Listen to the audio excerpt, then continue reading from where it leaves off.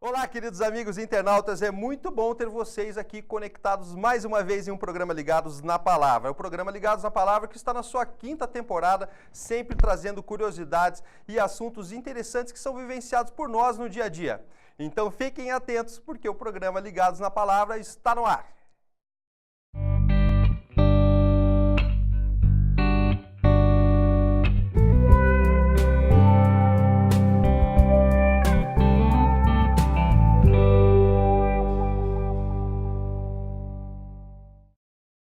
Como falamos no programa anterior, o Brasil está envelhecendo rápido, apesar de ser um país novo. E novas doenças estão surgindo e uma delas tem preocupado bastante, que é o Alzheimer. Então o programa de hoje vai abordar esse tema e temos o prazer de estar recebendo aqui a doutora Thaisa Tozin Gasparin. Acertei hoje, né, doutora? Que bom, né? Então é um prazer ter você aqui mais uma vez conosco. Doutora, me fale um pouquinho da sua especialidade. Você é geriatra, trabalha na clínica adventista, mas me conta um pouco aí da tua história. Eu sou formada, então, pela Universidade Positivo, depois eu fiz residência de clínica médica no Hospital Federal do Paraná e a residência de geriatria eu fiz na PUC Paraná. Né? E aí comecei já a trabalhar no Hospital de Idoso como médica geriatra lá, depois na clínica adventista e atualmente também atendo pacientes em casa que não conseguem, né, se deslocar até a clínica, por exemplo. Bacana, doutora. Agora eu quero te convidar, junto com os nossos amigos internautas, a levar uma prece ao Nosso Senhor. Grandioso Deus e Pai, graças te damos, Senhor, por estarmos aqui em mais um programa Ligados na Palavra, que esse programa possa ser elucidativo para cada um dos internautas que está nos assistindo agora. Que seu Espírito Santo também possa visitar a casa de cada um deles nesse momento, é o que te peço, em nome de Jesus. Amém. Amém. Bom, doutora, o Alzheimer é uma doença preocupante, né, doutora? Agora, me fale por que acontece o Alzheimer?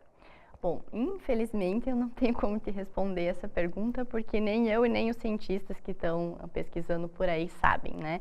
Então, é uma doença que tem uma causa desconhecida. São várias coisas que acontecem no cérebro para que a doença aconteça. Então, por isso eles não conseguiram focar em uma coisa só, né? São várias coisas que acontecem. Mas a gente sabe os fatores de risco dessa doença, né?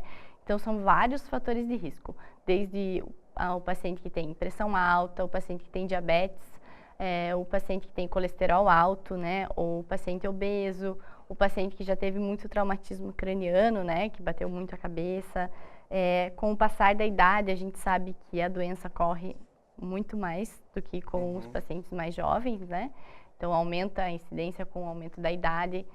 Existe história familiar, então tem alguns tipos de Alzheimer que são do tipo familiar, né? Normalmente quando acontece mais precoce é do tipo familiar e os hábitos de vida estão muito envolvidos nisso, né? Na causa da doença, mas não se sabe, uma causa não é uma causa pontual. E existe uma forma de prevenir, digamos, o Alzheimer? Prevenção, existe uma forma de prevenir, mas não que você tenha certeza de que vai conseguir isso, né? Mas o que tem mostrado os estudos é que a atividade física e a dieta saudável são as duas coisas que comprovadamente conseguem retardar o diagnóstico ou talvez a pessoa nem passar por isso durante a vida, né? Mas não tem alguma coisa, um remédio ou alguma coisa única que faça a gente retardar a doença ou que o paciente não tenha. Né? Então, cuidar da alimentação e cuidar da atividade física são coisas que o paciente pode fazer para ele mesmo tentar evitar a doença. Mas a gente sabe também que você se manter ativo, bastante leitura, quanto maior a escolaridade do paciente, né? Então, quanto mais anos de escolaridade, o paciente fica mais longe de ter a doença, não que o paciente não vai ter, né? Mas fica mais longe disso também. Sim. Doutora, um dado interessante que a gente, na pesquisa aqui para conversar contigo durante o programa, a gente identificou que a Sociedade Brasileira de Alzheimer mostra que existe uma população de 1.200.000 pessoas que tem a doença e que metade delas não sabe que tem. Como fazer para diagnosticar? O diagnóstico é muito baseado na informação que vem dos familiares. Né? Então, a gente não tem um exame que você vai lá e colete que esse paciente tem Alzheimer, esse paciente não tem.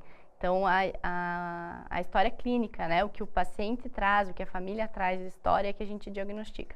E muitas vezes o familiar não quer que o paciente tenha essa doença, né? Então acaba trazendo muito tardiamente ou acaba nem trazendo porque acha que o familiar, não, isso é da idade, né? Muita gente fala, não, isso é da idade e normalmente não é da idade, né? Um idoso saudável é um idoso que sabe cuidar dele mesmo, né? Que sabe fazer as coisas sozinho. Um idoso demenciado é um idoso que não consegue, então, mais cuidar da própria vida, não consegue tomar banho sozinho, não consegue fazer a sua refeição sozinho, né? Então, é isso que a gente tem que ver para o diagnóstico. Então, o familiar vai ter que trazer esse diagnóstico e a gente tem como fazer diagnóstico diferencial. Então, a gente pede tomografia para diferenciar de outras doenças, né? A gente tem outras doenças como, por exemplo, tumor cerebral que pode acontecer, né? E aí tem um tratamento, né? Então, a gente não pede os exames por causa da doença, não para diagnosticar o Alzheimer. A gente pede para descartar outras doenças que podem ser tratadas para não levar o paciente a ter o esquecimento. O Alzheimer em si, então, não tem tratamento? O Alzheimer em si tem algumas medicações que a gente pode fazer, né? Anticolinesterásicos, que a gente diz. A gente faz essa medicação para retardar a doença, mas a gente não consegue frear, né? A gente consegue deixar com que ela vá mais devagar. A gente não consegue barrar a doença, né? Então, não existe um remédio que a gente fale, você tomou esse remédio, você nunca mais vai ter o Alzheimer. Ainda não existe. Nenhuma cirurgia também. Doutora, até no outro programa eu te fiz as perguntas, vou repetir. Aquela pessoa que está nos assistindo, que está aqui identificando, de repente, que o seu parente tem apresentado alguns desses sintomas. Qual que é o momento que ele deve agir, né? Pegar o seu parente e levar para um geriatra, para alguém especializado? Para a gente pontuar, né? Para pontuar isso. Bom, então, se você tem um familiar que começa a ser muito repetitivo, começa a esquecer fatos recentes, né? Então, normalmente o paciente com Alzheimer sabe contar muito da vida antiga, sabe contar do avô, sabe contar dos tios que morreram, sabe contar muito da vida antiga. E eles não sabem te contar o que eles comeram no almoço, né? Não sabem te contar onde deixaram o dinheiro do pagamento, não sabe te contar qual é a senha do banco. Então, ele vai no banco, ele bloqueia as senhas, né?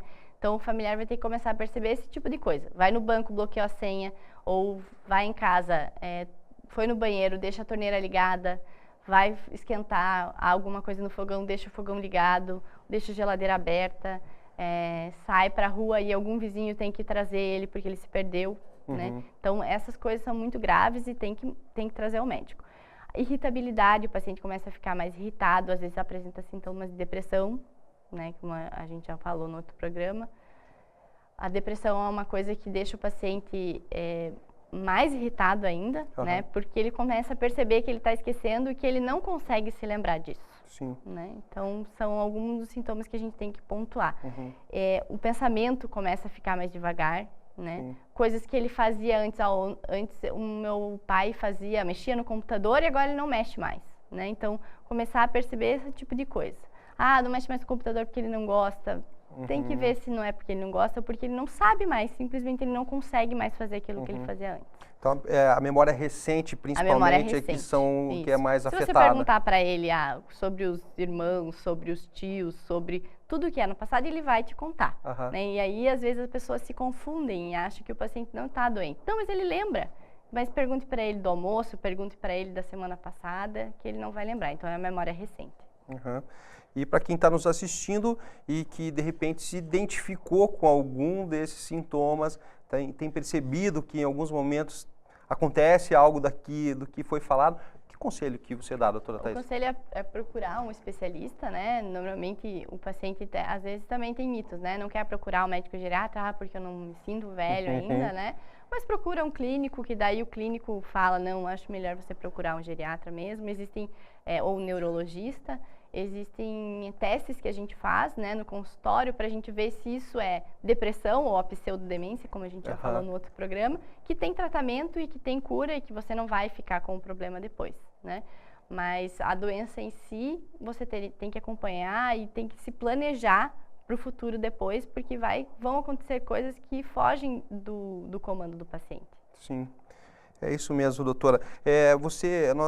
A doutora acabou de falar sobre pseudodemência. Se você se interessou, não assistiu de repente o programa anterior, então te convido a logo depois que terminar o programa, você acessar o programa anterior, que você vai ver o que foi falado sobre pseudodemência, né, doutora? Que é muitas vezes confundido com Alzheimer e não é. Então, o tratamento, aí existe tratamento, né, doutora?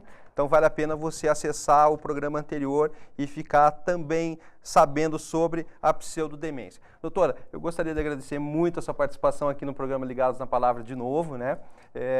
Deixo aberto aí agora um espaço para você poder dar as suas considerações finais sobre o envelhecimento. Obrigada.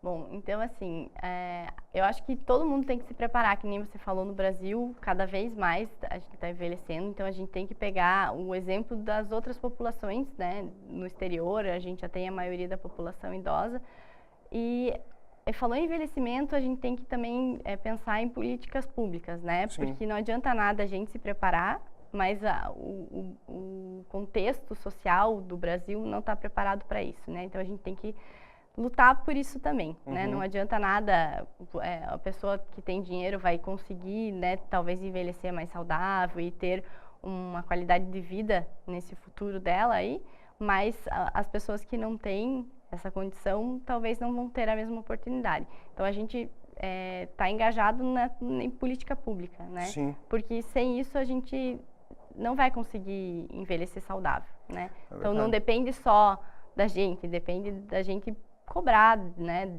da política e cobrar dos nossos governantes para que tenha políticas, né? Então, atividades sociais, grupos de terceira idade, né? Para que a gente consiga fazer com que esse idoso tenha a oportunidade de fazer ele mesmo mudar o futuro dele. Tá certo.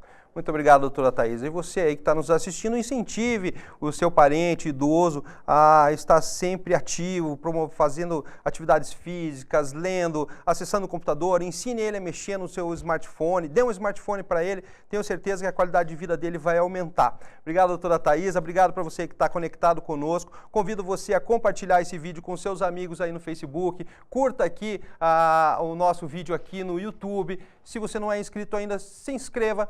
E eu tenho certeza que os programas anteriores e os próximos que virão vão ir ao encontro aí das suas necessidades. Muito obrigado, fiquem com Deus e até o próximo programa Ligados na Palavra.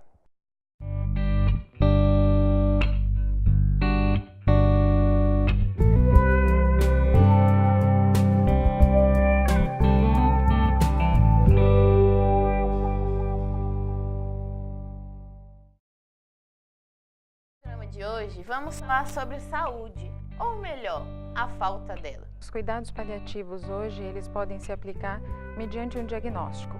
O foco do tratamento paliativo é trazer qualidade de vida para esse paciente, independente das limitações que a doença possa vir a ter.